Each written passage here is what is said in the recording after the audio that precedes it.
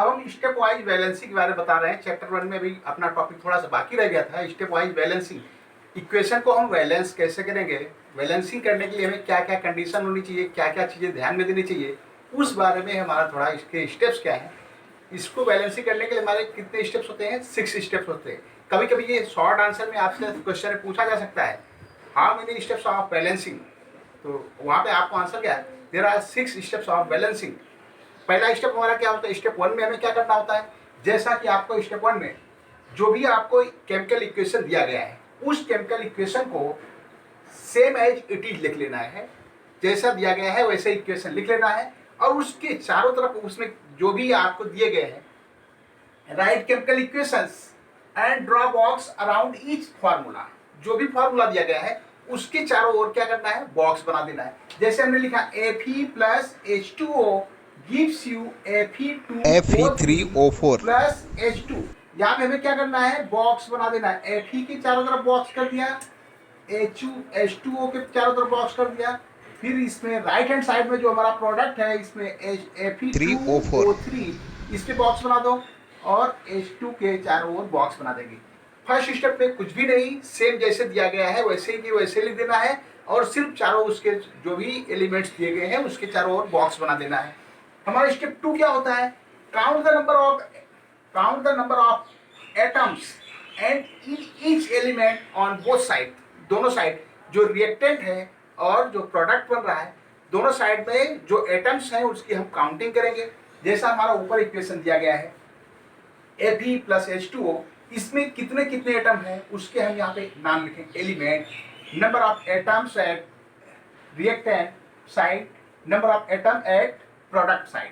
अब यहाँ पे एलिमेंट हमारा क्या क्या कौन कौन से हैं, पहले इसमें लिखने का Fe लिख लिया, फिर H2 लिख लिया, H लिख लिया, Fe मीन्स आयरन, फिर H हाइड्रोजन, इसके बाद और क्या बन रहा है हमारा, ऑक्सीजन। 3 एलिमेंट हो रहे हैं दोनों साइड में, हम इसको कितने एलिमेंट है उसको देखना है।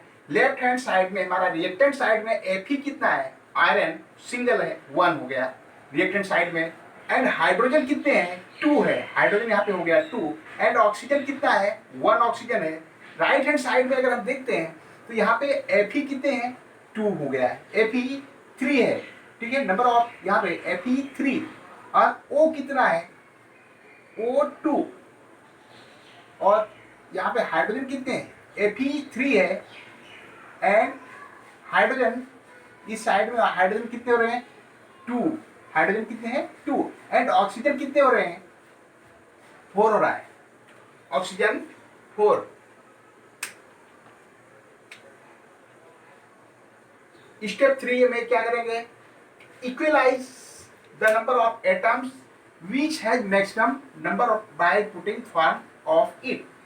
हमें इक्वलाइजेशन क्या करना है, यहाँ पे दोनों साइड में देख लेने का सबसे ज्यादा कितना है, ठीक है, दोनों साइड में लेफ्ट हैंड और राइट हैंड साइड में जो सबसे ज्यादा दिया गया है उसका जो नंबर दिया गया है उस नंबर को हम उसके सामने रख करके हम पहले इक्वल करने की कोशिश करेंगे। हमारा इक्वेशन था Fe प्लस H2O, तो Fe प्लस यहाँ पे मैक्सिमम नंबर कितना है, O का 4 था, O किसके अंदर आया है, H2O में है, इसलिए H2O के सामने हम क्या करेंगे, 4 पुट कर देंगे, plus 4H2O gives you Fe3O4 plus H2, Fe3O4 plus H2, Fe3O4 plus H2। Next step हमारा क्या काम करना है, हमारा स्टेप 3 कंप्लीट हुआ। स्टेप 4 में क्या करेंगे, दोनों साइड में हमें इक्वेशन इक्वल करना होगा। अब यहाँ पे हमारा 4H2O तो कर दिया, लेकिन Fe कितना है, 3 है। अब दूसरे स्टेप में हम Fe को भी इक्वल करेंगे, Fe हो गया हमारा कितना है, 3, ठीक है, Fe 3Fe plus 4H2O gives you Fe3O4 plus 4H2। अब हम दोनों साइड में चेक करेंगे इक्वल है या नहीं है। हमारा यहाँ पे लेफ्ट हैंड साइड में रिएक्टेंट साइड में 3Fe है, यहाँ पे हमने देखा 3Fe हो गया, Fe3 हो गया, एंड हाइड्रोजन कितने हैं, 4 × 2 8। फिर से हम इसको एक बॉक्स बना करके साइड में हमें चेक करना पड़ेगा। Fe3 हो गया, हाइड्रोजन कितने हो गए, 4 × 2 = 8 हो गया, एंड ऑक्सीजन कितना है, 4, oxygen 4, hydrogen 8, and Fe iron 3 है। राइट हैंड साइड में हमने देखा Fe3, Fe दोनों साइड में बराबर हो गया, ऑक्सीजन 4 यहाँ पे हो गया, ऑक्सीजन कितना है 4, यहाँ भी 4 ऑक्सीजन है, यहाँ भी 4 ऑक्सीजन इक्वल हो गया। एंड हाइड्रोजन 4H2, 4 टू जा 8, हाइड्रोजन भी मीन्स दोनों साइड में अपने क्या हो गए, इक्वल हो गया। तो यहाँ पे जो भी उसके एटम्स हैं, एटम इक्वल हो गए। Now all elements of both sides are equal. Step 5 में हमें क्या करना है, स्टेप 5 में हमें उसके स्टेट लिखने पड़ते हैं। स्टेट मीन्स जानते हो आप, सॉलिड, लिक्विड, गैस, एक्वस, जो भी स्टेट है उसको लिखना पड़ेगा। यहाँ पे हमें लिखने के लिए एफ किस स्टेट में है, सॉलिड में, वहां पे सॉलिड एस लिख दिया जाएगा। एंड H2O क्या है, गैसियस स्टेट में वहां पे था, इसलिए यहाँ पे G लिखा जाएगा। Fe3O4 ये सॉलिड स्टेट में मिल रहा है, एंड H2 गैसियस स्टेट में है। तो जो गैसियस स्टेट में होगा उसके सामने G, एक्वियस स्टेट उसके सामने AQ, सॉलिड के सामने वो छोटे से ब्रैकेट के अंदर इसको लिखा जाता है। सॉलिड के लिए ब्रैकेट में S लिखा जाएगा, लिक्विड के लिए L लिखा जाएगा, गैसियस के लिए G लिखा जाएगा, और एक्वियस अगर करना है तो उसके सामने हम क्या लिखेंगे, AQ। स्टेप 6 में हमें क्या करना है, right the necessary condition of temperature. जो भी हमें बहुत सारे इक्वेशन होते हैं, वहां पे हमें टेम्परेचर देना पड़ता है, कितने टेम्परेचर पे इक्वेशन हो रहा है, प्रेशर वहां पे होता है, उस पे प्रेशर होता है, टेम्परेचर है, या कैटेलाइट्स होते हैं। कुछ रिएक्शन डायरेक्टली नहीं होते हैं, उसके लिए हमें कैटेलाइट्स की जरूरत होती है। तो कैटेलाइट्स, तो वहां पे टेम्परेचर, प्रेशर या कैटेलाइट जो भी होंगे उनको हमें शो करने के लिए क्या करना होता है, जो हमारी एरो होती है, दोनों के रिएक्टेंट और प्रोडक्ट के बीच में जो हम एरो खींचते हैं, उस एरो के एबव और बिलो दोनों में कहीं भी हम रख सकते हैं, ऊपर लिख सकते हैं या नीचे। ये हमारे 6 स्टेप होते हैं। 6 स्टेप कंप्लीटेड। हमारा जो स्टेप्स है ये पूरा कंप्लीट हुआ, बैलेंसिंग का कंप्लीट हो गया।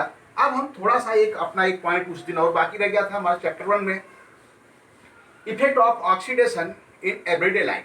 हमारे दैनिक जीवन में, हमारे जो लाइफ है, लाइफ प्रोसेस में हमारे जीवन में क्या इफेक्ट करता है, क्या क्या हमारे इफेक्ट देखने मिलते हैं ऑक्सीडेशन के। एक तो हमारा मोस्ट इंपॉर्टेंट है कोर्जन। कोर्जन क्या होता है, आप बोलते हो काट लग गई, मीन्स जंग लगना। कोर्जन मीन्स जंग लगना। किसे कहते हैं कोर्जन, क्या होता है, when metal is exposed to substance like moisture, acid etcetera. जब कोई भी मेटल को, मॉइस्चर मीन्स हवा के साथ, नमी, ऑक्सीजन युक्त हवा होती है, नमी युक्त हवा के साथ संपर्क करता है, या एसिड के साथ उसका रिएक्शन होता है, ऐसे केस में कुछ समय पश्चात उसमें क्या होता है, उसके ऊपर जो हमारी मेटल होती है उसके ऊपर लेयर जम जाती है। Then a layer of hydrate oxide is form which weakens the metal। वो क्या करती है, layer of oxide on the metal and weakens the metal। This metal is said to be chloride।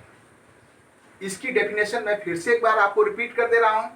When a metal is exposed to some substance, some such as moisture, acid, etc. for some time, a layer of hydrate oxide is formed which weakens the metal and metal is said to be chloride। ऐसे metal को हम क्या कहते हैं, chloride, मतलब जंग लग गया है। तो सबसे पहले जब मॉइस्चर युक्त हवा के साथ, जो एयर होती है, मॉइस्चर वाली एयर के साथ में जब हमारी मेटल क्या करती है, कनेक्ट में आती है, तो उसके ऊपर हाइड्रेट ऑक्साइड बन जाता है। ठीक है, तो उसके ऊपर क्या बनता है, हमारा हाइड्रेट की लेयर बन जाती है, ऑक्साइड, हाइड्रेट, उसका मेटल का हाइड्रेट ऑक्साइड बनता है, और उसके ऊपर क्या होती है, जमा हो जाती है। ऐसे केस में जब वो जमा हो जाती है तो हम कहते हैं इसके ऊपर जंग लग गई है, क्लोराइड हो गई है, जंग लग गया। जैसे आप दैनिक जीवन में बहुत सारे देख सकते हो, रस्टिंग ऑफ आयरन, लोहे पे जंग लगना। और दूसरा हम देख सकते हैं हमारी जो सिल्वर होती है, सिल्वर के ऊपर black coated of silver, silver के ऊपर काली परत जम जाती है। और नेक्स्ट हमारा वो आपने देखा होगा जो कॉपर होता है, कॉपर ऑफ ग्रीन लेयर जम जाती है। ये होता है कोर्जन की प्रोसेस होती है। अब इसकी प्रोसेस को रोकने के लिए अगर कोर्जन ना हो, उसके लिए हमें क्या करना चाहिए, जैसा आपने मोस्टली दैनिक जीवन में सबसे मोस्ट इंपॉर्टेंट आपने देखा है कि जो अपने घर के आसपास हम करते हैं, अपने घर में भी करते हैं। तो पहले का आप क्या करते हैं, फर्स्ट स्टेप में तो उसके ऊपर हम पेंटिंग कर देते हैं। अगर पेंट कर दिया जाए तो कोर्जन हमारा रुक सकता है। दूसरा क्या करते हैं, गैल्वेनाइजेशन करते हैं, गैल्वेनाइजेशन ऑफ आयरन। आयरन के गैल्वेनाइजेशन में क्या किया जाता है, गैल्वेनाइजेशन ऑफ आयरन में जो भी मेटल होती है उसके ऊपर उससे जो जो मेटल होती है उस मेटल से हैवी मेटल मीन्स उसकी जो रिएक्शन पावर उससे ज़्यादा है, रिएक्टिव मेटल को लगा दिया जाता है, उसकी लेयर कर दी जाती है, उसके किनारे लगा दिया जाता है, तो जिससे गैल्वेनाइजेशन ऑफ आयरन कहा जाता है। और तीसरा होता है इलेक्ट्रोप्लेटिंग। इलेक्ट्रोप्लेटिंग कर देना मीन्स कोटेड कर देते हैं, परत चढ़ा देना। इलेक्ट्रोप्लेटिंग में क्या करते हैं, बहुत सारे कलई करा देना। इलेक्ट्रोप्लेटेड में जैसे आपने देखा होगा कोई मेटल है, मतलब लोखंड की बनी हुई है, लेकिन उसके ऊपर क्या करते हैं हम, गैल्वेनाइज उसमें इलेक्ट्रोप्लेटिंग कर देते हैं, उसके ऊपर हम सोने की परत चढ़ा देते हैं या सिल्वर की कोट कर देते हैं। ये होता है हमारा इलेक्ट्रोप्लेटिंग कर देना। और अब इसके प्रिवेंशन तो आपको पता चल गया किस तरीके से कर सकते हैं। नेक्स्ट दो हमारा स्टेप बनता है rancidity. What is rancidity? Rancidity को हिंदी में बोलते हैं विकृत गंधिता, खराब गंध आना। रेंसिडिटी मीन्स विकृत गंधिता, ये खराब गंध आना चालू हो जाता है। ये भी हमारे जीवन में अक्सर देखा जाता है, बहुत सारे सामान हमारे होते हैं ऐसे हमें को रेंसिडिटी हो जाती है। इस रेंसिडिटी में क्या होता है, the oxidation of the fats and oils, oxidation of fats and oil when exposed to air known as rancidity. It leads bad smell and bad taste of food. Rancidity में जब वो एयर के contact में आता है bad, तो उसके अंदर ऑक्सीडेशन होता है। एयर के कांटेक्ट में आने के बाद वो उसके अंदर क्या होता है, रेंसिडिटी पैदा हो जाती है। उसकी गंध कुछ समय, कुछ लॉन्ग टाइम अगर रख देते हैं तो उसके अंदर उसकी गंध खराब आनी जाली हो जाती है, या उसका टेस्ट हमारा डिफरेंट हो जाता है। इसे कहते हैं रेंसिडिटी। इस रेंसिडिटी से बचने के लिए हमें प्रिवेंशंस क्या है, प्रिवेंशंस ऑफ रेंसिडिटी मेथड किस तरीके से हम, हमारे उसके मेथड क्या है, बाय एडिंग एंटीऑक्सीडेंट्स। एंटीऑक्सीडेंट्स उसमें ऐड कर सकते हैं। Keeping the food in air tight container, air tight container के अंदर हवा उसके चुस्त, उसके अंदर हवा बाहर से ना जा सके, ऐसे कंटेनर के अंदर रखा जा सकता है। तब भी हमारा रेंसिडिटी नहीं होगी, विकृत गंधता नहीं आएगी। रिप्लेसिंग एयर बाय नाइट्रोजन, जो एयर होती है उसके जहां भी जिस कंटेनर रखना होता है उसके अंदर की पूरी एयर को निकाल दिया जाता है और उसमें क्या करते हैं हम, नाइट्रोजन फुल कर दिया जाता है, उसके अंदर फिल कर दिया जाता है। और दूसरा होता है रेफ्रिजरेशन। रेफ्रिजरेशन, आपके घर में रेफ्रिजरेटर पड़े हुए मालूम है, तो रेफ्रिजरेशन मीन्स उसको ठंडा करके ठंडे समय उसमें रख दिया जाता है रेफ्रिजरेट होने के लिए। तो ये हमारे इसका सबसे अच्छा आपको एग्जांपल देख सकते हो, जो आप फूड कर बहुत सारे आजकल कुरकुरे लोग खाते हैं, बहुत सारे नमकीन्स होते हैं, उन सबके बीच में क्या होता है, आपने देखा होगा एयर टाइट पूरा भरा होता है और उसको मटेरियल बहुत कम होता है, उसके अंदर पूरी गैस भरी होती है। अगर वो गैस नहीं रहे तो लॉन्ग टर्म में अगर आप रख दो तो वो क्या होगी, खराब हो जाएगा। तो इसके कारण से उसका टेस्ट खराब हो जाएगा। ये हमारे उसके स्टेप्स हैं। डन।